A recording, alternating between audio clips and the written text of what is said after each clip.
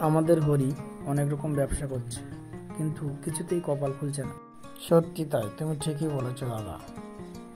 আরে এসো এসো কাকা খুড়া, দিয়ে যাও মিষ্টি কুমড়া, একবার খেলে আমাকে সারা জীবন মনে রাখবে।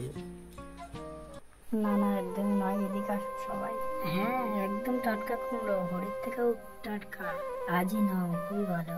হরি হতবাক, তার যা কুমড়ার ব্যবসা, তাও আবার লোকে নকল করে। হরি ভাবে কিছু একটা করতে হবে, বদলাতে হবে, নিজেকে বদলাতে হবে। হরি এবার কালো জিরে পানের ব্যবসা শুরু করলো। এবার কেউ কপি করতে পারবে না। আমি বিক্রি করব কালো জিরে সুপার হেলদি পান। আসুন আসুন, এদিকে আসুন সবাই। আরে, সেও কালো জিরে পান বিক্রি করছে।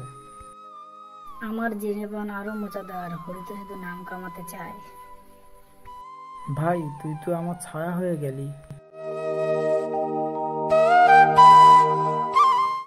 হ্যাঁ রে হরি, তুই বারবার পালাস।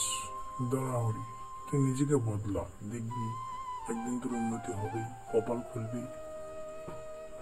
হ্যাঁ, তুমি ঠিকই বলেছ। আমি আর এবার কোনো ব্যবসা নয়, মানুষকে হাসাবো, আমি গল্প বলবো, আমি হব ভ্রাম্যমান গল্পকার। শোনো শোনো গল্প মোর, হাসো প্রাণ খুলে, হরি এসেছে তোমাদের গল্প শুনিয়ে মন ভরাতে। এটা তো আমি কপি করতে পারবো না, হরি আসল রাজা। হরি এবার জিতে গেছে, কারণ সে নিজের মতো করে চলছে, কোনো অন্যের ছায়া নয়।